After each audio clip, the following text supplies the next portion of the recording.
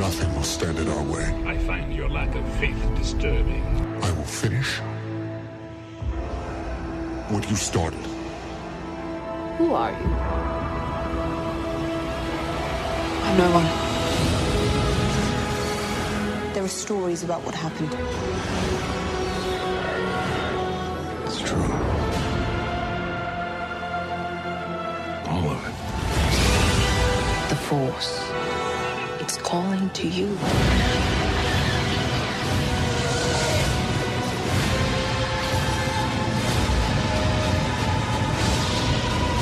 My Nerd Road. Just let it in.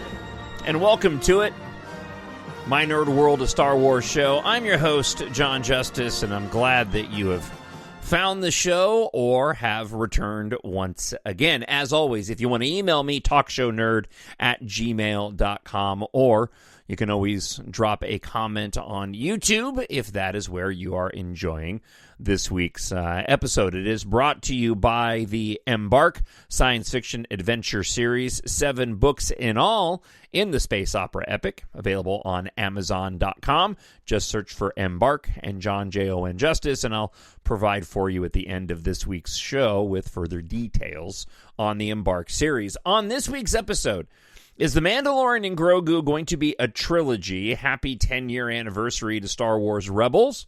And how Disney is doing relating to the merchandising of A Galaxy Far, Far Away.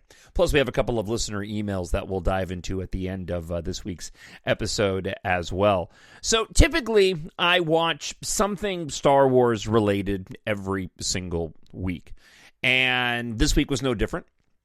I haven't been watching as much Star Wars as I normally do, and that's because I have been playing the sequel to Star Wars Jedi Fallen Order, and that is Star Wars Jedi Survivor, which I've been enjoying quite a bit. Now, the reason why this came out, I believe, like a year ago, but I finally have the opportunity to play it because I have not updated my Xbox One to a new Series S or X. And when Jedi Survivor came out, they hadn't made it for the older console. And typically, I would actually go and update my Xbox and get the latest console, but there's been very few games that I've been interested in. And while I enjoyed Fallen Order quite a bit, I wasn't clamoring so hard that I needed to go and drop the coinage necessary to buy a new gaming system, and my Xbox One does just fine.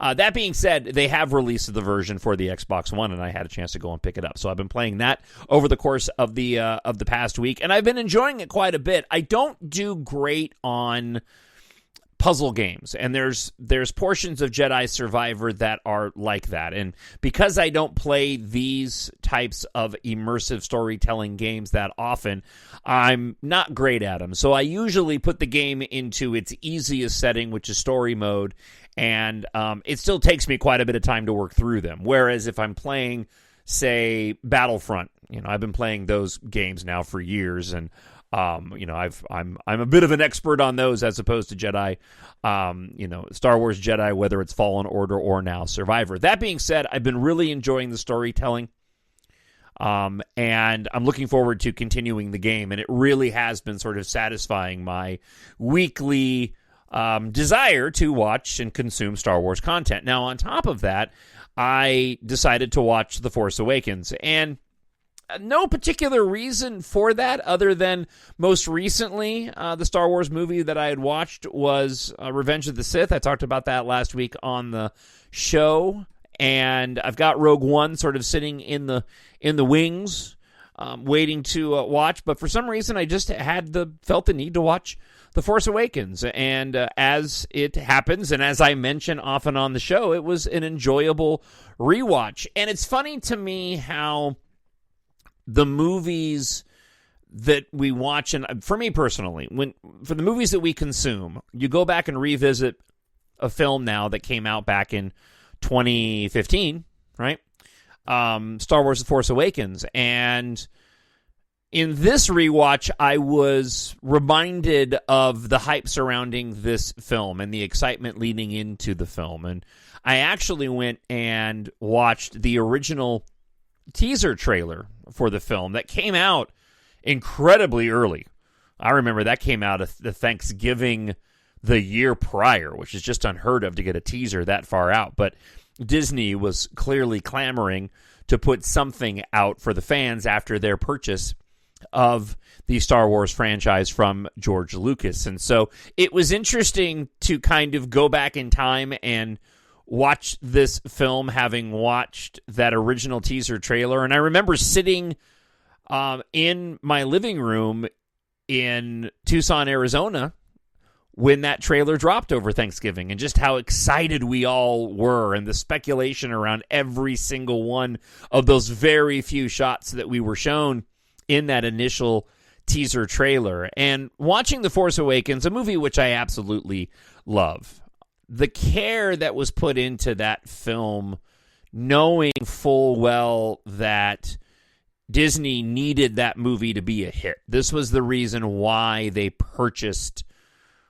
Star Wars, was to make movies. Of course, we've been talking a bunch, and we'll get into it here in a moment, of sort of the state of where Star Wars now, all things considered. But The Force Awakens was really one of the very first things that Disney would go and produce. That was the first major piece of Star Wars content that Disney went and produced. And they hit it out of the park. Still one of the highest grossing films of all time.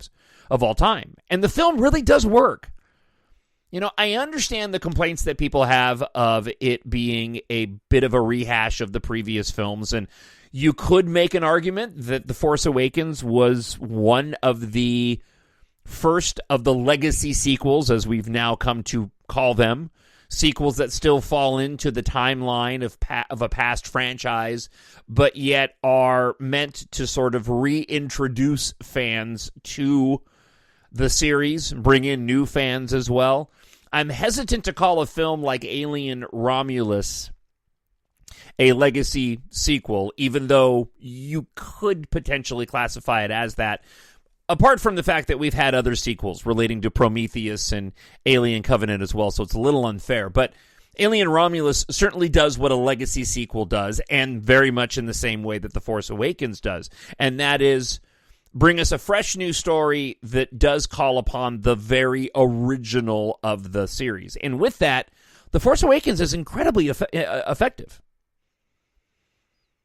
And watching it this time around, too, it kind of reminds me a bit of why The Last Jedi received so much backlash, because I remember consuming every bit of content relating to The Force Awakens that I could in the run-up, and in the post and pre-release of the film, and J.J. Abrams and the comments that he made with the fellow writer Lawrence Kasdan talking about the way the film was shot and to not make it look completely like a J.J. Abrams film would, and to have some of the shots framed more like what you would have noticed in the original trilogy. And when you compare The Force Awakens to other J.J. Abrams films and even The Rise of Skywalker, there is a very definitive difference. By the time we get to The Rise of Skywalker relating to J.J. Abrams directing that film, he does bring in more of the J.J. into The Rise of Skywalker than he did with The Force Awakens, because clearly he was paying special attention to make sure that he, didn't violate the expectation of the listeners. And the story in and of itself is enjoyable because, like the best of Star Wars movies, it's just simple. It's a very simple story. You have a MacGuffin in here. You have the story of this girl, and it doesn't get bogged down with a lot of unnecessary exposition or a gazillion storylines, that which has plagued so many of the Marvel films and other franchises as well. It's a very straightforward film that in, over it's 2 hours and 15, I think. It moves at an incredibly fast clip, just still completely enjoyable. Whereas you get to The Last Jedi, a film that I absolutely love, and it is a much different animal. And it is definitely a Rian Johnson film, where you'd be hard-pressed, at least I'm hard-pressed to go and look at The Force Awakens and say, that is a J.J. Abrams movie. No, it's a Star Wars movie that J.J. Abrams directed, Whereas you look at The Rise of Skywalker, and I certainly look at that movie as a J.J. Abrams film. I love it for that because I'm a huge fan of J.J. Abrams, but he definitely has a much bigger stamp on that movie than he put on The Force Awakens.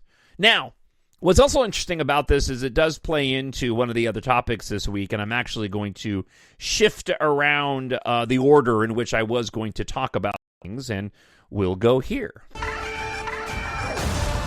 are the spark that'll light the fire that'll burn the First Order down.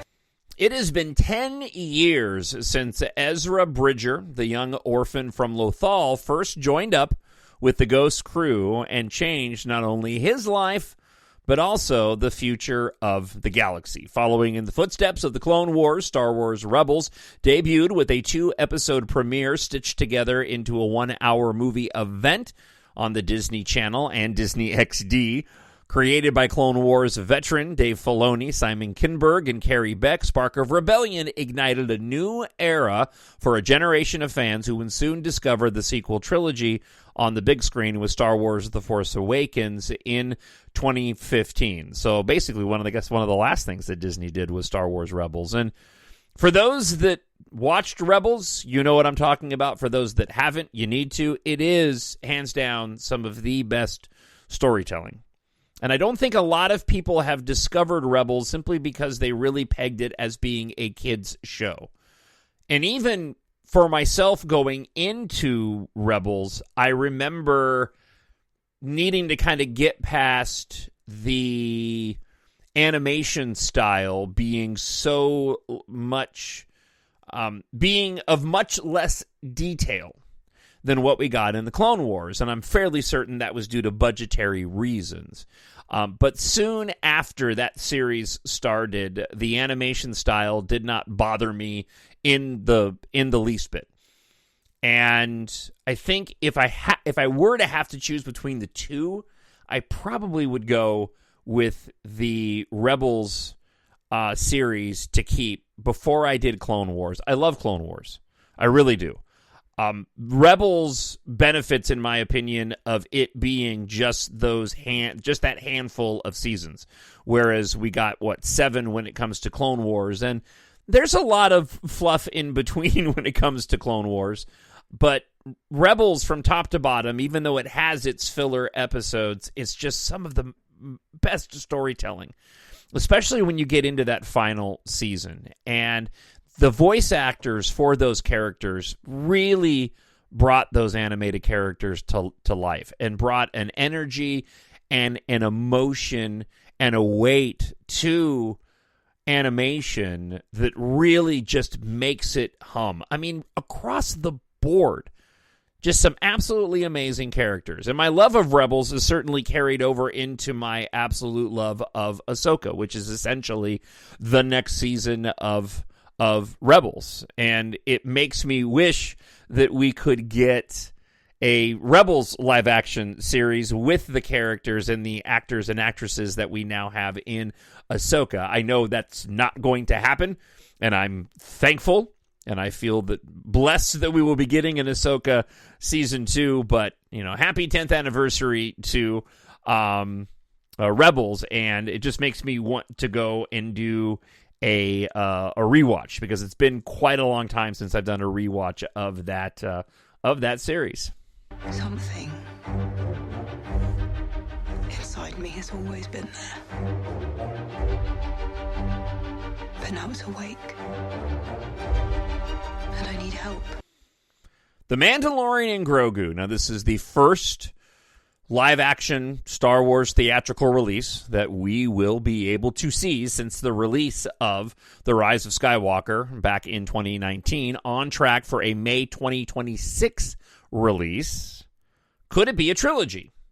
During a Dragon Con panel, Giancarlo Esposito, who, of course, played the villainous Moff Gideon in all 3 seasons of The Mandalorian, revealed what he'd learned about the future of Star Wars in a post-sequel trilogy world. Dave Filoni and Jon Favreau have a new vision, continuing on with a Mandalorian movie, he said.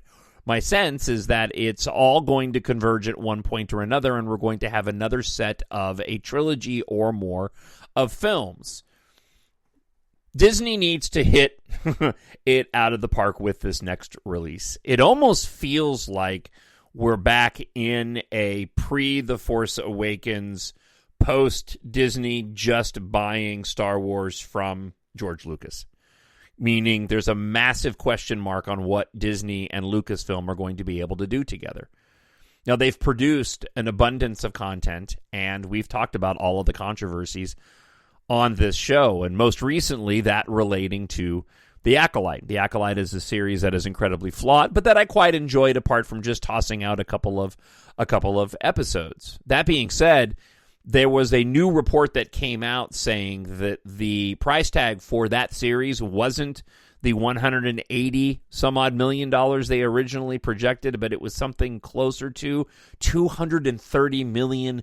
And you still have to scratch your head and ask, where did all that money go? A part of the argument, they say, is because of the ensemble cast, you just had a lot of overhead and a lot of salaries to pay, because it was a huge cast with that. And it was a big gamble that simply didn't pay off. And so now we're at that point again where we kind of were before The Force Awakens.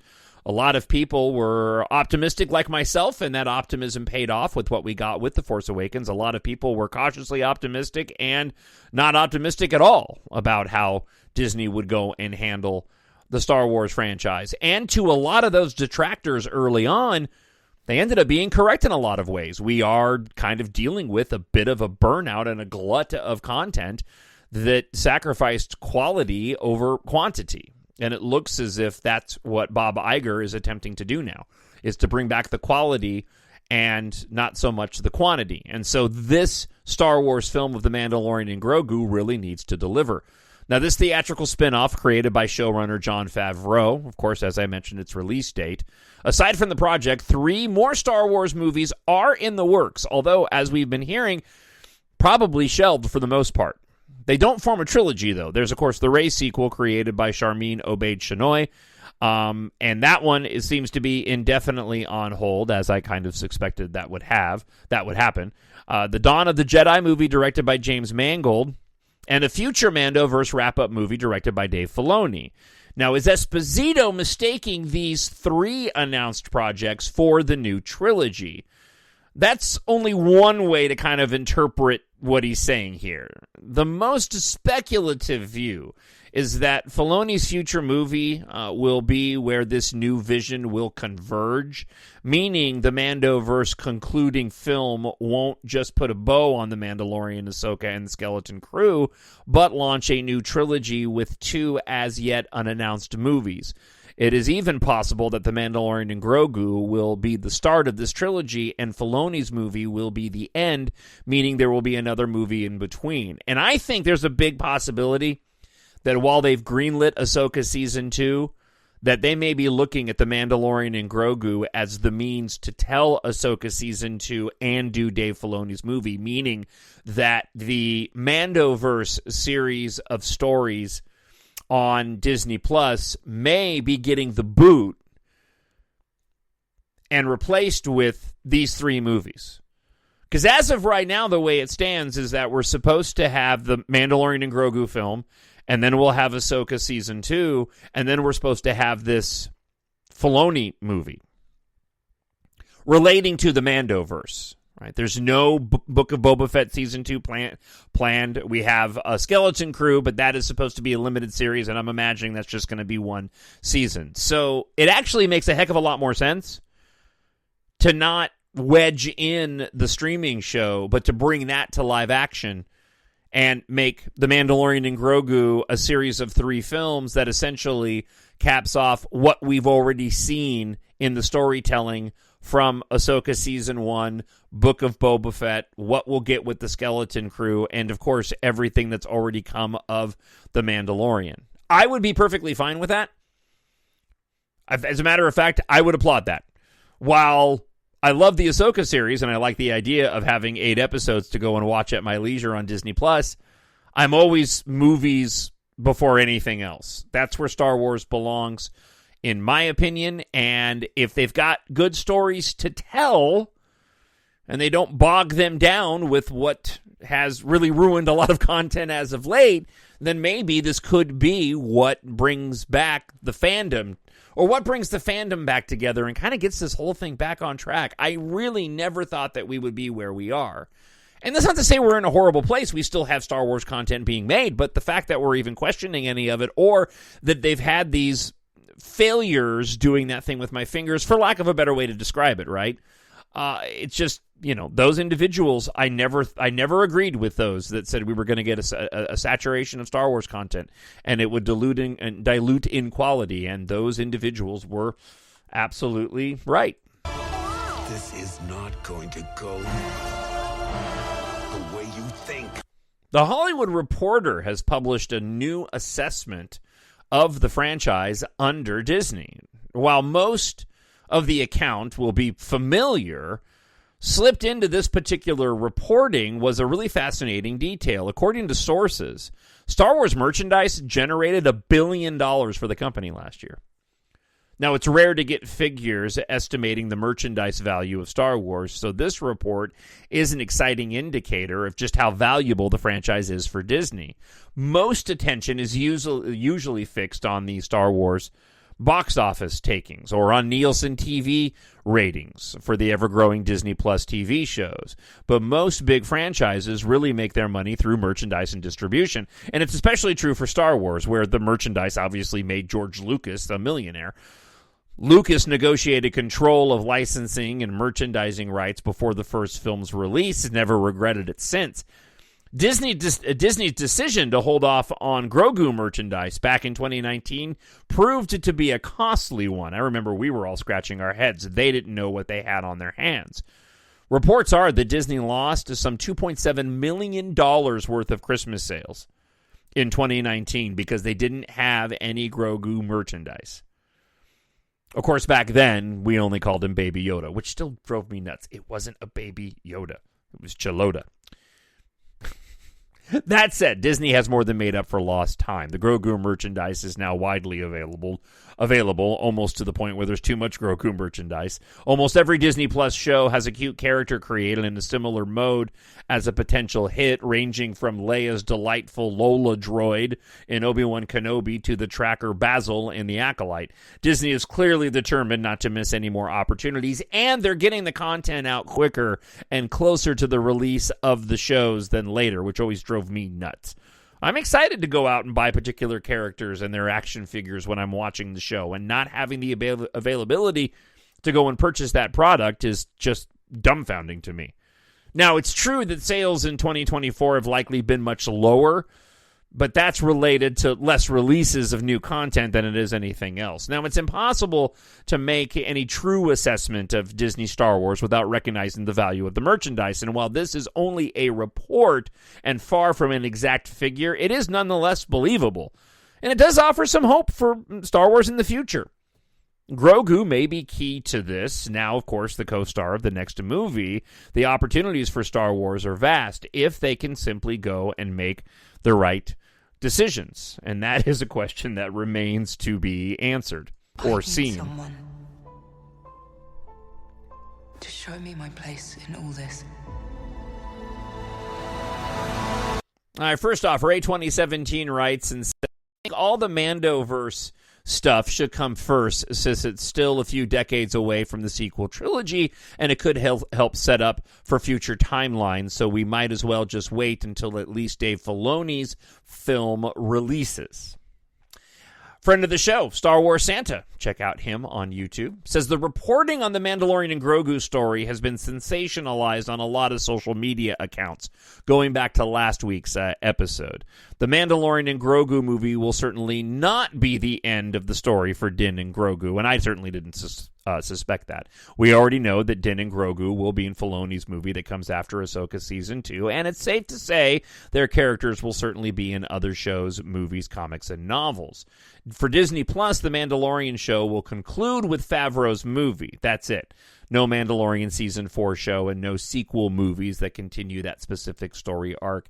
Yeah, that reporting that came out last week was kind of a wonky sort of, we kind of already know all this, but now it's official kind of deal. Which, again, makes me think that The Mandalorian being the most popular live-action Star Wars Disney Plus content, the fact that they're taking it off of Disney Plus to put it on the big screen moving forward is very telling, and that's what makes me suspect even further that if the Giancarlo Esposito comment was more direct in that it is a trilogy of films, then perhaps, as I mentioned, Ahsoka Season 2 ends up becoming a movie, and we get The Mandalorian and Grogu, Ahsoka Season 2, the wrap-up film. And I, again, would be absolutely and totally fine were that to be the case. All right, before I let you go today, I want to remind you, if you want to support my nerd world, and I hope you do, if you like to read science fiction, check out the EMBARK Science Fiction Space Opera series. Treat yourself, a friend, or a family member with sci-fi. Written for adults, but it is great and age-appropriate for 11 and up. 7 books in all in the series, and I hope you'll take a moment and just pick up EMBARK Book 1 today. The entire series is available in ebook, Kindle Unlimited, hardcover, paperback, and audiobook, of course, free on Kindle Unlimited as well. For the description of Book 1, it is as follows. Taft has found something, and humanity won't survive without it. When ship mechanic Taft Guardia agrees to help starfighter pilot Keith Amaro investigate a cryptic message from her late aerospace engineer father, they embark on a perilous journey of discovery amid a looming planet-wide industrial catastrophe. In the middle of a global evacuation, 2 rival megacorporations are on the brink of interstellar war as Taft, Keitha, and their ragtag crew discover what may be the only hope of saving Earth's evacuees from annihilation. Pick up this fast-paced and action-packed sci-fi adventure today. If you like your science fiction to be epic, filled with really cool technology, a bit of romance and action, EMBARK is perfect for you. Head on over to Amazon.com and search for EMBARK, EMBARK, and John, Jon, Justice. And do me a favor, pick up EMBARK Book 1 today. Thank you so much for checking out the episode. Be sure to like and subscribe to wherever you are enjoying the podcast, and hit the alarm and follow me on YouTube. I'll be back again next week. Until then, I hope wherever you are happy, you are healthy, and you're safe. Have yourself a great week. Bye. The Force will be with you, always. My nerd world.